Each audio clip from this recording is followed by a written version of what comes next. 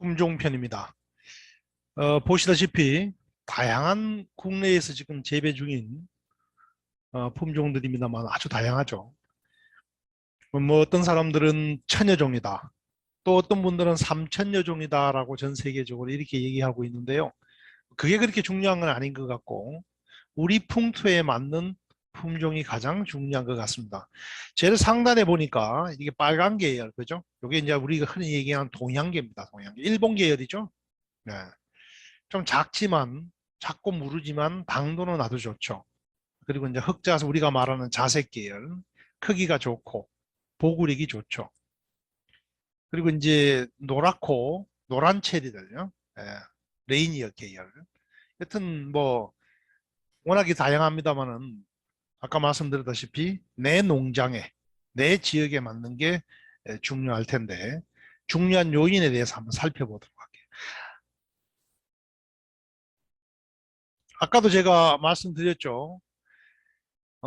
내 농장 입지에 맞는 품종과 판매 방식이 가장 중요하다고 말씀을 드렸는데 바로 그 부분입니다.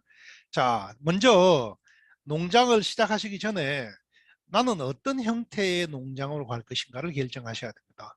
남이 어떤 품종과 대목이 좋다고 해서 무조건 따라갈 것이 아니라 난 체험 농장으로 갈 것이냐, 직판 형태로 갈 것이냐, 택배 내지는 공판장으로 나갈 것이냐. 예를 들어서 유동인구가 아주 많은 곳, 예를 국도변이라든지 뭐 관광지 주변 같은 경우는 체험 농장도 훌륭하겠죠. 이럴 경우는 이 체험 농장을 생각하시는 분들은 이런 품종을 심는 게 좋습니다. 품질은요, 중간 이상이면 됩니다. 품질은. 그렇지만은 가장 중요한 것은 많이 열려야 되겠죠. 많이 열려야 판매할 양도 늘어날 테고. 보통 체험 농장으로 가게 되면 약 30%의 로스가 생긴다라고 합니다. 들어와서 농장을 체험하면서 우리 그 농원주의 마음대로 이렇게 잘 되지 않습니다. 뭐 이렇게 익지 않은 걸 따서 몰래 버리고 간다든지 이런 경우도 많고요. 그래서 중요한 것은 품질은 중간 이상이면 되고 최고급이 아니더라도 많이 열려야 된다고 하는 거. 그리고 되도록이면 품종의 품질이 퀄리티가 같았으면 좋겠습니다.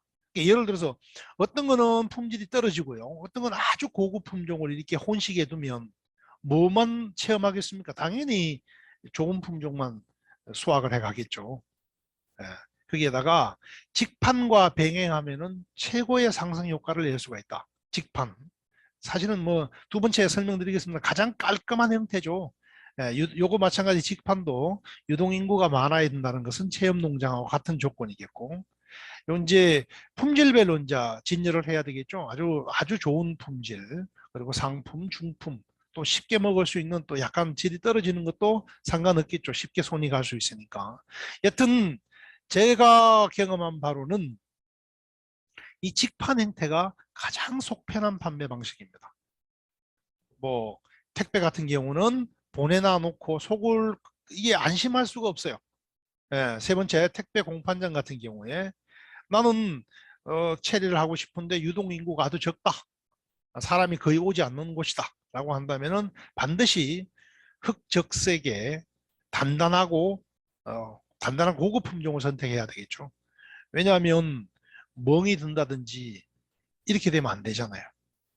예, 택배를 보낼 경우에는 이 택배가 가는 도중에 무슨 일이 벌어질 줄 모릅니다. 보낼 당시에 내가 어떤 품질을 보냈느냐는 무관합니다. 가다 보면은 뭐 이게 그죠? 예. 그래서 여러 가지 요인이 생길 수 있기 때문에 직판이 가장 가능하다면 직판이 가장 바람직한 형태가 아니겠느냐라는 생각이 듭니다. 어, 오랫동안 이 체리를 재배하면서 제 나름대로 품종을 선택하는 기준이 생겼는데요. 한번 생각나는 대로 다 한번 적어봤습니다. 요즘은 맛 크기는 뭐 이거는 기본이죠. 예. 이왕이면은 먹음직한 색깔이어야 되겠다. 그리고 중요한 요인 열과. 요즘 뭐 비가림을 다 하는 추세입니다만은 열과 굉장히 중요하죠. 특히 노지에 키우실 경우에는. 그리고 병충해에 강한 품종이 있고 약한 품종이 있습니다. 예를 들어서 일본 품종 같은 경우는 대체적으로 병충해에 강한 편입니다. 해거리가 있느냐 없느냐. 품종에 따라서 해거리가 대부분의 과수는요. 한 해에 과다 착과되게 되면 그 다음에는 해거리를 하죠. 근데 하지 않는 품종들도 있습니다. 그런 품종들을 골라내야 되겠죠. 이런 건 어떻습니까? 이미 농장을 하고 있는 분들의 조언이 중요하겠죠. 조기 결실성. 심고 난 뒤에 보통 4년, 5년 차가 가장 힘듭니다. 뭐 1, 2, 3년 차는 뭐 기본적으로 기다리는데 4년, 5년 차에 열매가 어느 정도 열려야 되겠죠. 어떤 분들은 저는 항상 이렇게 얘기합니다. 3년 차에 맛볼 정도, 4년 차에 이제 본격적으로 열리기 시작한다라고 하는데 어떤 분들은 뭐 3년 차에 이미 1kg, 2kg씩을 판매하시는 분들도 있어요. 품종에 따라서 많이 열리는 계열 같은 경우는 3년 차부터 판매하시는 분들을 봤습니다. 지역성 중요하죠. 내 지역에서 잘 되는 품종이 중요하겠죠. 사실은 뭐 이게 가장 중요하지 않겠습니까? 효율성. 이 효율성은 뭐냐면요. 대목과 품종에 따라서 이게 인력을 많이 필요로 하는 품종들이 있습니다. 일본 계열은 아까도 말씀드렸지만 병충해에도 강하고 키우기도 쉽지만 꽃눈이 너무 많이 들어와서 열매가 자라질 가능성이 있기 때문에 뭐 적과를 해야 된다든지 이런 부분에서는 인력이 좀 많이 들어가는 그러니까 다 모든 품종에 장단점이 있는 거예요. 장점만 있고 단점만 없다면 뭐 단점 없고 장점만 있다면 누구나 그렇게 하겠죠. 경도, 식감이죠. 중요한 요인입니다. 맛을 평가하는 데 있어서 숙기. 어떤 품종들은 한꺼번에 익어버리는 품종이 있고 어떤 경우는 보름 동안 찔끔찔끔찔끔 익는 품종들이 있습니다. 이런 경우는요. 몇 배나 더 이렇게 골랐다는 것은 인력을 더 필요로 하죠. 요즘 더구나 인력이 관건 아니겠습니까? 유색 체리와 흑자색 체리. 우리나라에서 체리 하면은 무조건 왼쪽에 흑자색 체리를 연상을 합니다. 그 이유는 체리를 우리가 마트에서 이 색깔을 처음 보았기 때문이죠. 반면에 일본 사람들은 오랫동안 사쿠란보라고 하는 자체적인 뭐 체리라기보다는 일본 앵두가 있었던 거죠. 이런 유색이었기 때문에 그 사람들의 머릿속에는 또 체리라면은 요 색이 연상이 되죠. 요거는 일본 계열은 아니고 레이니어처럼 보여요. 예, 아주 식감도 괜찮은 편이고 당도도 아주 뛰어나죠. 좀 우스갯소리입니다만은 부유층의 분들은 이 유색 체리를 더 선호하는 경향이 있습니다. 뭐 옛날부터 이 흑자색은 수입이 되었기 때문에 이건 뭐 경제적으로 어려워서 맛 못 본 거 아니죠, 그분들은. 반면에 이 유색 체리는요, 산지가 가까이 있지 않으면 맛보기 힘듭니다. 일본 체리도 당도는 아주 뛰어나지만 유통의 맹점을 가지고 있죠. 여기 유색 체리가 그렇습니다. 그래서 오히려 당도가 좋기 때문에 예, 먹어보지 못한 상류층 사람들은 이제까지 많이 먹어보지 못했던 유색 체리에 대한 선호도가 더 높다. 그러나 유통에 약하다. 그죠? 자, 그러면 뭐 예를 들어서 유통 단계를 생략할 수 있는 체험 농장 같으면은 고려해 봄직하죠. 이건 뭐 옛날 사진이면 요즘은 이런 뭐 국산 체리 이렇게 판매하시는 분들은 없겠죠. 하여튼 이제는 옛날과 달리 이렇게 고급 품종 수입 사이즈에도 절대 뒤지지 않는 이런 품종들이 많이 도입되었다라고 하는 거 참고로 보여드립니다. 뭐 꽤나 오랫동안 국내에서 체리가 재배되었습니다만은 계속 실패를 반복하는 이유는요. 이런 요인들이 아닌가 해서 나름대로 정보들을 취합해서 정리해 보았습니다. 지금은 그런 데가 없지만 초창기에는요. 거의 그 문온에다가 물이 고이는 문온에다가 모내기 하듯이 심었던 시절도 있습니다. 너무 몰랐던 시절이죠. 지금 요즘은 뭐 그런 분들은 없습니다만은. 그리고 여전히 규모가 영세하다. 1200평 정도. 외국에 비해서 기계화하는 외국과 비교해서는 규모가 영세하다. 세 번째요. 여전히 재배 기술이 부족한 것은 사실입니다. 앞으로도 더 많은 재배 기술이 개발되고 우리의 자연 환경에 맞는 기술이 개발돼야 되겠죠. 그런데 또 역으로 검증 안 된 소문, 터무니없는 소문들이 너무 많이 돌아다니고 있습니다. 저는 오히려 재배 기술이 부족해서 어렵다기보다는 검증 안 된 소문이 너무 많아서 어렵다라고 저는 말씀드리고 싶어요. 대표적인 게 비가림을 하지 않아도 된다. 또 전정하지 않아도 된다라고 하는 이런 낭설은 이제 체리를 처음 시작하시는 분들에게는 참 혼돈을 줄 수 있는 그런 소문이라고 생각해요. 네 번째는요, 여전히 생산성이 낮습니다. 일본 300평당 900kg 정도, 미국은 뭐 1.2톤, 그리고 우리는 뭐 일본 한 절반 정도 된다고 봐야 되겠죠. 예. 그래서 당장 뭐 저는 개인적으로 750kg 정도만 300평당 750 상품 기준입니다. 상품 750kg만 되어도 되지 않을까. 왜냐하면 다른 과수와 비교해서 수입이 같다 하더라도 체리가 재배하는 데 있어서 다른 과수보다는 훨씬 어떻습니까? 노동력이라든지 또 1인 수고가 적잖아요. 6월에 수확을 해서 끝내기 때문에. 그래서 같다 하더라도 체리가 더 유리하지 않는가라고 생각하고요. 다섯 번째는 국산 체리가 어려운 이유는요. 저도 겪었지만은 대목과 품종을 발견하지 못했습니다. 그러다 보니까 계속 갱신을 하게 되고 그러다 보니까 수확 연도가 자꾸 늦어지게 된 거죠. 요거는 뭐 과거에 이제까지 재배하신 분들의 공통적인 어려움이 아닌가라고 생각이 됩니다.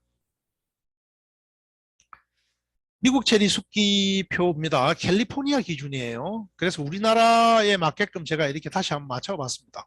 예. 그래서 6월 초, 그리고 5일, 10일, 그리고 15일 만생으로 이렇게 우리나라에 맞게끔 숙기표가 이게 다 정확한 건 아닙니다. 지역마다 또 달라요.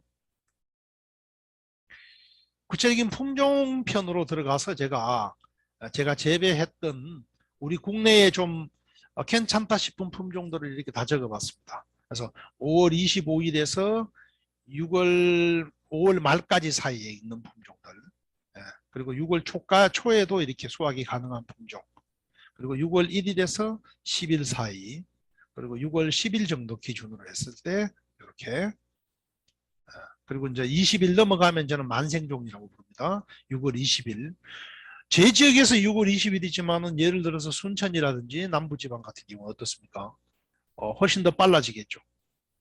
반면에 충북의 내륙지방 같은 경우는 좀 더 늦어질 수 있겠죠. 근데 뭐 큰 차이는 없습니다. 제가 항상 뭐 전국에 우리 체리를 하시는 분들을 이렇게 교류를 하지만 이렇게 품종을 비교해 보면 남부지방보다는 늦지만 제가 또 이렇게 산간지방에 그렇게 산간지방이 늦어지는 건 아닙니다. 오히려 더 빠른 경우도 있어요. 여름이 좀 빨리 오는 경향이 있죠. 내륙지방은. 그래서 중요한 것은 제가 재배해봤던 이런 품종들입니다. 대부분 우리 국내에서 지금 관심 갖는 품종들은 요 중에 있지 않을까라는 뭐 생각입니다. 극조생 품종. 구체적으로 이제 품종편으로 들어가서 극조생 품종.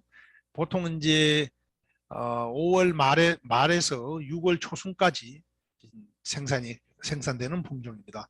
요거는 충북 지방도 마찬가지예요. 마찬가지입니다. 네, 요 대부분 숙기가 이렇게 같습니다. 흑자색 계열이고요. 10g 정도면은 뭐 사이즈로서는 절대 작지 않죠. 예. 이 극조생의 어, 단점이 신맛이 좀 강하다는 게 이른 조생의 단점인데 뭐 그렇지는 않은 것 같아요. 그래서 제가 한 몇 가지를 뽑아봤는데요. 극조생 중에는 전부 다 제가 이게 검증했던 연도까지 재배 기간까지 한번 적어봤습니다. 이것도 역시 마찬가지 가칭입니다. 왜냐하면 지금 품종이 이게 국내에서 이렇게 검증을 해서 보급해주는 기관이 없다 보니까 전부 다 짐작으로 대부분 짐작으로. 뭐 그렇지 않은 품종도 있습니다만은 검증된 품종이 거의 없는 편이죠. 그래서 마땅한 이름이 없어서 얼리펄이라고 이렇게 가칭으로 부르고 있습니다. 검증 기간은 약 4년간 검증을 했고요. 어, 이른 조생 중에서는 꽤 경도가 좋고 열과율도 좀 낮은 편입니다. 근데 수세는 직립성이어서 KGB 수용에 맞지 않을까라고 생각합니다. 예. 보통 이제 극조생종이요. 즉 이른 조생이 개장성 품종이 많습니다. 가지가 축축 늘어지는 품종들이 많은데 얘들은 그렇지 않다라고 하는 거. 얼리펄. 뭐 그 외에도 또 우리가 흔히 겔조생이다. 이런 또 조대가다라고 하는 이런 품종들이 있습니다만은 좀 줄여서 한 두 가지 정도만 소개를 했습니다. 조생으로 넘어가면요. 러시아 5호와 8호. 러시아 5호, 8호. 조생 검증 기간은 제가 18년부터 이렇게 열매를 본격적으로 달아봤고요. 특징은 아주 대과종입니다. 식감도 아주 좋은 편이고요. 수세는 약간 개장성입니다. 개장성. 주관형도 괜찮고 그리고 KGB 수형을 못할 정도로 축축 늘어지는 건 아닙니다. 심하게 늘어지는 건 아니고 약간 그 수형 쪽에서 생각해 본다면은 전정을 할 때 개장성 품종은 바깥 눈을 남기는 것이 아니라 측면 눈이나 안쪽 눈을 남기면은 직립하게 되겠죠. 참고로 설명드렸고 여튼 조생 중에서는 탁월한 품종이 아닌가라고 생각합니다. 러시아 5호와 8호는 제 기준으로는 거의 열매라든지 이런 면에서 특징이 차이가 거의 없다라고 저는 결론을 내렸습니다. 이것도 마찬가지 마땅한 그 정확한 이름을 몰라서 아직도 강구 1호라고 부르고 있습니다. 이 오해 없으시면 좋겠어요. 그냥 몰라첼입니다. 그렇지만 열매의 특성은 오랫동안 이렇게 재배해본 경험으로 미루어서 조생 중에서도 우수한 품종이 아닌가라고 생각합니다. 6월 5일에서 10일, 때로는 12일 정도까지도 숙기가 좀 약간 늦어지는 편도 있지만 조생이고요. 대과종입니다. 11에서 12g. 맛과 식감이 좋다. 특히 우리가 저장을 하면은 당도가 떨어지거든요. 보통 한 달을 저장하게 되면은 많게는 3도까지도 떨어집니다. 저장성 면에서. 그런데 요거는 당도가 떨어지는 것이 다시 말하면 보관성, 저장성이 좋다라고 하는 장점. 굉장히 직립성입니다. 요거는 주간행으로 하시면 안 될 것 같아요. KGB 수형을 권합니다. 이게 가지의 힘이 워낙에 좋다 보니까 주간행으로 하게 되면 주지를 유인하는데 애를 먹을 것 같아요. 초창기에 한 4년, 5년 차까지는 열매가 많이 맺히지 않지만 좀 연수가 지나게 되면 급속도로 열매의 양이 늘어납니다. 그래서 여튼 뭐 열매를 속는다든지 이런 과다착과될 염려는 없다라고 하는 거. 부럽습니다. 잘 아실 겁니다. 그죠? 네. 약간 조중생에 걸치는 것 같아요. 조생도 아닌 것 같고 중생이라고 부르기에는 조금 그러니까 조중생 사이에 걸친다라고 보면 되고 굉장히 단단하죠. 뭐 많이 열리기도 하고 맛도 좋고 딱 하나 두 가지 정도 단점이 있습니다. 비가림을 반드시 하셔야 됩니다. 이거는 비가림 하지 않으면 100% 정도 100% 열과 생깁니다. 뭐 과장됐다 하더라도 80% 이상은 열과가 생기는 것 같아요. 그리고 6년 차가 넘어가면서 너무 많이 열리기 때문에 착과량을 조절하지 못하면 상품성이 떨어지는 그런 경향이 있습니다. 그래서 이런 품종들은 외화도가 좋은 외성 대목에 붙이면 안 됩니다. 오히려 일반 대목에 더 맞죠. 예.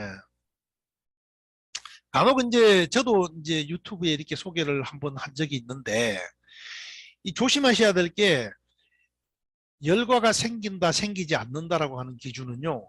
비가 오고 난 뒤에 결정을 해야 됩니다. 비 오기 전에 열과가 안 생긴다라는 말은 안 맞겠죠. 비가 오고 난 뒤에 최소한 20mm 정도의 비가 왔을 경우에 열과율이 80% 이상이다라고 하는 거. 그래서 꼭 비가림 하셔야 되고 착과량 조절하셔야 된다. 이거는 이제 미국의 자료인데요. 자료인데 역시 여기서도 그렇게 나연 표현되어 있습니다. 밑에 빨간 줄 보실까요? 뜨거운 기후에 더운 기후에 잘 견디고요. 그리고 빙보다도 먼저 있고 그리고 근데 이거 마지막에 보십시오. 아, 열과에 레인 크래킹에 아주 이게 예민하다라고 되어 있죠. 이제 브룩스의 큰 특징 중에 하나는요. 저온 요구도가 400시간입니다. 저온 요구도가. 즉 겨울 잠을 자는 시간이 짧다라는 말이죠. 그래서 따뜻한 지방, 남부지방 혹은 뭐 제주도 우리나라에서는 코랄 샴페인도 마찬가지고 라피는 약 500시간 정도 된다고 하죠. 저온 요구도가 짧은 시간을 제가 한번 적어 봤는데 비가림은 어떻다 반드시 하셔야 된다라고 하는 거. 품종의 장단점에 대해서 설명을 드렸습니다. 코랄 샴페인입니다. 아직 국내에는 많이 이렇게 소개되지 않은 품종인데요. 검증 기간도 뭐 꽤 짧은 편입니다. 코랄 샴페인은요, 크게 두 가지입니다. 미국 자료를 보더라도 분명히 두 가지 종류로 소개를 하고 있습니다. 열매 자루가 긴 것과 열매 자루가 짧은 것. 그래서 열매 자루가 긴 것은 B형으로 제가 분류를 했고 열매 자루가 짧은 것은 A형으로 분류했습니다. 특징이 분명히 달라요. 예, 열매 자루가 짧은 것은요. 9에서 10g 정도. 여기에 A형에 비해서는 좀 작죠. 작죠. 예, 그러나 장점은 뭐냐면요. 열과에 아주 강합니다. 식감도 아주 뭐 식감은 코랄 샴페인이 다 좋습니다. 그리고 단맛이 강하고 풍산성이다라고 하는 것도 A형과 같고 그럼 A형과 차이점은 뭐냐? 열매 자루가 길고 열과에 강하다라고 하는 거. 그리고 열매 사이즈는 A형이 더 크다. 이제 이게 또 이 B형을 재배하신 분이 사진을 보내주셨는데 또 그분은 아주 크게 11g까지 키웠어요. 그러니까 이제 땅의 비옥도라든지 얼마나 많이 맺게 했느냐에 따라서 착과량에 따라서 무게는 당연히 달라지겠죠. 코랄 샴페인 A형은 열매 자루가 짧고 대과종이다. 식감도 뭐 이거는 식감이라든지 단맛이 강한 것은 B형과 공통점이고요. 차이점이라고 한다면 A형은 열과에 아주 약합니다. 브룩스만큼이나 약합니다. 그래서 비가림을 반드시 하셔야 된다. 비가림을 한다라고 가정하면 이 코랄 샴페인 A형만한 품종은 찾아보기 힘들다라고 하는 코랄 샴페인에 대한 소개였습니다. 요거는 뭐냐면요. 요거는 A형입니다. 여기 나와 있는 사진들은 A형이고요. 자, 요 지금 위에 있는 사진은 열매지가 길죠. 요거는 제 농장에 있는 B형입니다. 요거는 열매지가 짧죠. 좀 더 크면서. 그리고 여기 보면은 조기 결실성이 있다. 정말입니다. 정말 조기 결실성. 빨리 열매. 2년 차부터 열매가 맺기 시작합니다. 물론 2년 차부터 열매를 다는 것이 잘하는 것이라고 말씀드릴 수는 없지만 그리고 정말 많이 맺힙니다. 그리고 일관성 있게 맺힙니다. 다시 말하면 뭐죠? 해거리가 없다는 거죠. 아까 품종을 선택하는 데 있어서 어떤 분들은 이렇게 말씀을 많이 열면 그 다음에 해거리가 생기는 건 당연하지 않느냐. 물론 그게 일반적인 현상이죠. 그렇지만 또 그렇지 않은 품종들도 있다는 거죠. 예, 그 품종 중에 하나가 코랄 샴페인입니다. 근데 마지막에 보십시오. 아주 열과성은 어떻다? 예, 빅만큼이나 열과성에는 약하다. 그래서 꼭 이 A형을 심으려고 하면 A형은 열과에 약하기 때문에 비가림을 꼭 하셔야 된다. 또 비가림을 한다라고 한다면 이 품종이 상당히 괜찮다라고 하는 거. 홍수봉이죠. 베니시오입니다. 저는 개인적으로 홍수봉이 괜찮은 품종이라고 생각합니다. 아까 그 농장 유형, 체험 농장, 직판, 그리고 또 택배 이런 세 가지 형태로 분류했을 때 체험 농장과 직판으로서는 아주 우수합니다. 왜냐? 맛도 중간 이상입니다. 맛도 괜찮습니다. 그러면서 크기도 괜찮아요. 크기도. 그리고 많이 엽니다. 그래서 무조건 유색이라고 해가지고 배척해야 될 게 아니고 냉정하게 남 따라 장갈 수는 없잖아요. 그래서 내 농장의 입지에 맞게끔 반면에 또 한적한 곳 사람이 찾아오지 않은 오지에 이 품종을 심으면 안 되겠죠. 그때는 아까 말씀드렸다시피 아주 적자세계 고품질로 가야 되겠죠. 네. 뭐 저뿐만이 아니라 전국적으로 많이 재배되고 있기 때문에 뭐 굳이 제가 설명드리지 않더라도 쉽게 이렇게 열매의 특징에 대해서 아실 수 있습니다. 6월 5일에서 한 숙기는 좀 긴 편이에요. 6월 5일에서 익기 시작해서 길면 한 6월 한 15일까지도 갑니다. 체험용으로 더 맞다는 거죠. 8에서 10g 정도.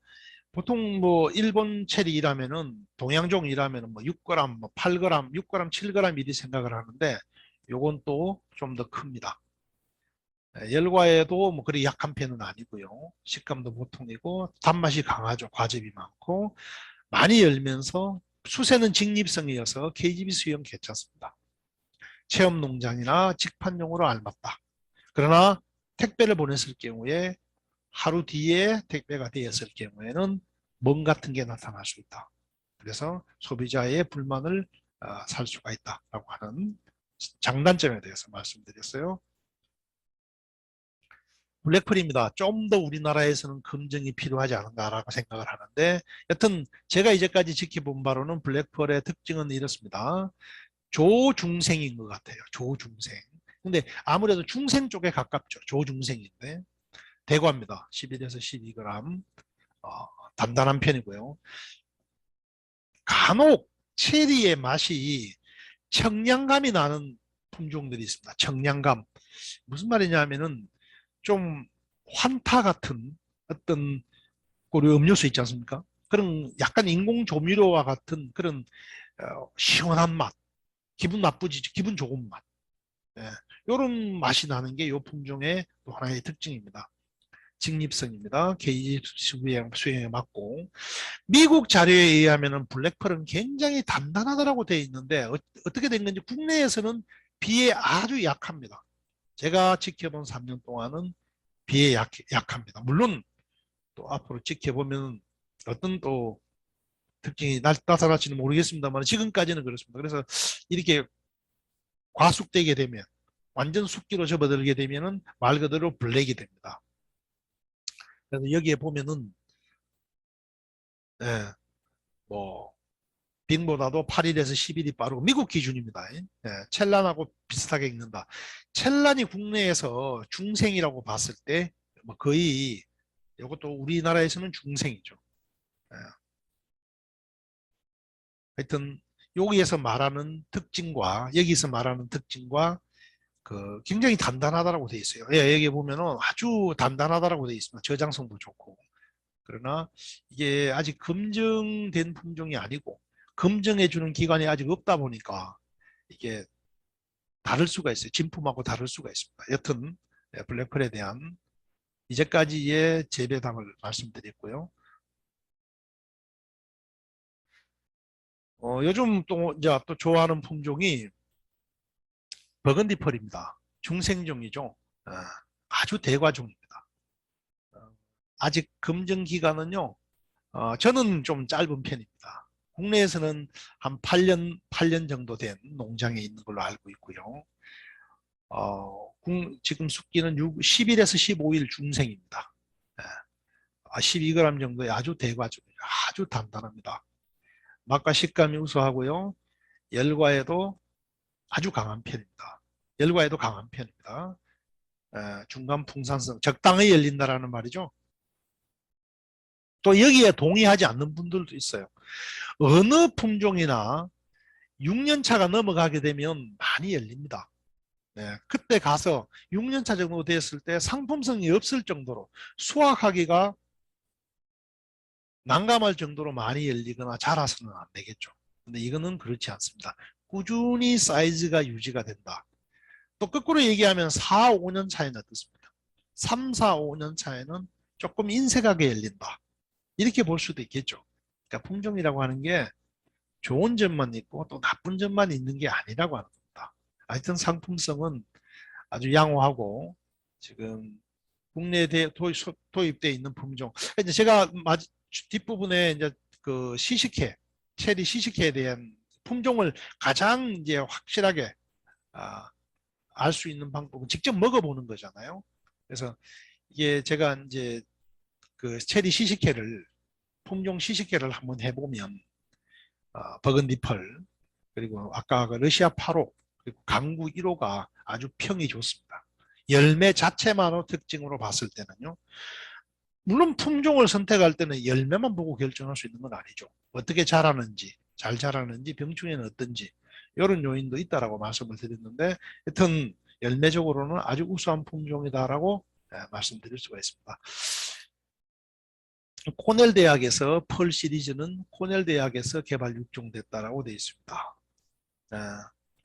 박테리아 캔커에도 궤양병, 박테리아 캔커에도 저항성이 있고요. 아주 식감이 우수하다라고 되어 있습니다. 단맛이 강하고요. 적당하게 여기 보죠. 적당하게 열린다라는 말입니다. 적당하게 열린다라고 하는 게 이 품종의 장점입니다. 레이니어입니다. 레이니어가 그 지역에 따라서 강우량에 따라서 또 아주 이게 비에 약하지 않습니까? 이게 비가림을 반드시 해야 되는 품종인데 지역에 따라서 조금씩 차이가 납니다. 레이니어가 크기라든지 사이즈라든지 또 열과성은 차이가 납니다.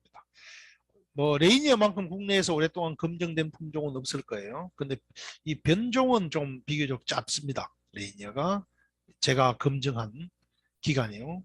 보통 10에서 12g 정도 나오는 대과종이고 레이니어가 아까도 말씀드렸죠.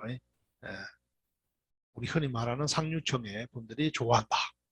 반드시 비가림 해야 되고 수분수로도 최고다. 택배만 아니라고 한다면 뭐 택배도 해봤지만 그렇게 또 뭐 항상 불만을 받는 경우는 아닙니다. 근데 택배가 또 험하게 다루어지는 경우도 있잖아요. 그래서 뭐 흑자색 같은 경우는 뭐 멍이 들어도 이제 표가 안 나지만 이런 유색은 쉽게 표가 나기 때문에 또 불만이 되는 거죠. 눈으로 보이기 때문에. 스키나 품종입니다. 만생이죠. 이제는 만생 품종입니다. 제가 초창기에 심어서 꾸준히 이게 지켜보고 있는 품종. 제 지금 바탕화면 뒤쪽에 지금 나무가 이게 스키나입니다. 바탕화면 뒤쪽에. 그 6월 20일 경내 제 지역에서는 있고요. 하여튼 열매가 고릅니다. 10에서 10g 정도가 아주 그냥 그냥 일반적으로 10g입니다. 정말 많이 열립니다. 해거리 없고요. 해거리가 없고 일시 수확 가능하다는 게 이 품종의 최고의 장점입니다. 한꺼번에 수확이 다 가능합니다. 그리고 저장성도 아주 좋습니다. 제가 3개월까지 저장을 해봤습니다. 김치 냉장고에서 3개월 정도 저장해 봤는데 그때까지도 물론 뭐 당도라든지 또 곰팡이도 많이 이렇게 벌어져서 생기죠. 그렇지만 3개월 뒤에도 여전히 먹을 만했습니다. 이거는 이제 미국 자료인데요. 왜 이게 라핀스입니다. 라핀입니다. 왜 라핀하고 이렇게 비교를 해놨냐면요. 여기에도 보면 이렇게 이제 설명이 돼 있는데 이게 이제 초창기에 라핀이 이게 부패병이 왔던 모양이에요. 왜냐하면 너무 이게 어떻게 해요? 빼곡하게 열리다 보니까 공기가 들어가지 않을 정도로 그러다 보니까 이것을 개량한 것이 스키나다. 이렇게 설명되어 있습니다. 여기 보면은 이렇게 되어 있죠. 라핀, 그러니까 임프루브드, 그죠? 이게 개선된 이게 라핀이다. 업그레이드 시킨 라핀이다라고 이렇게 보시면 됩니다. 하여튼 적절하게 열리면서 큰 장점이 있는 만생으로서는 장점 있는 품종이 아닌가라고 생각합니다. 이것도 제가 그 아직까지 정확하게 이름을 몰라서 몰라첼이라고 지었습니다. 검증 기간은 한 4년 정도 되는데요. 이 품종은 늦는 게 가장 큰 단점입니다. 그러니까 6월 20일에서 23일이면은 제 지역에서 저는 20일을 넘으면 만생으로 분류를 하는데 만생종이죠.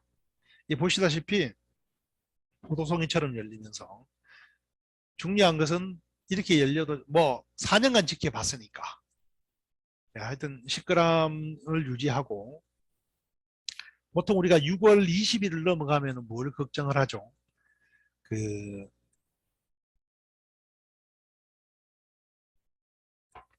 초파리를 많이 걱정을 하죠.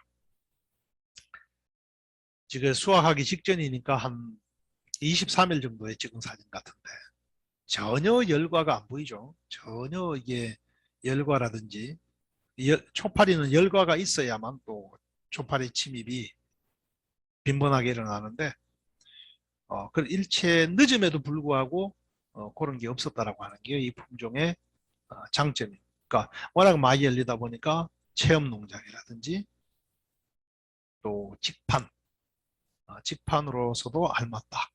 그리고 또 직립성이어서 KGB 수영에 저는 추천하는 그런 품종입니다. 일시 수확이 가능하고 저장성이 좋다는 게 이 품종의 장점으로 파악을 하고 있습니다. 단점이라고 한다면 만생이라는 거예요.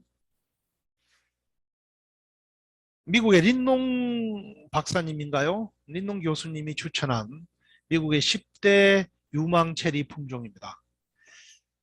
여기 해독되면 안 됩니다. 결론적으로 말씀드립니다.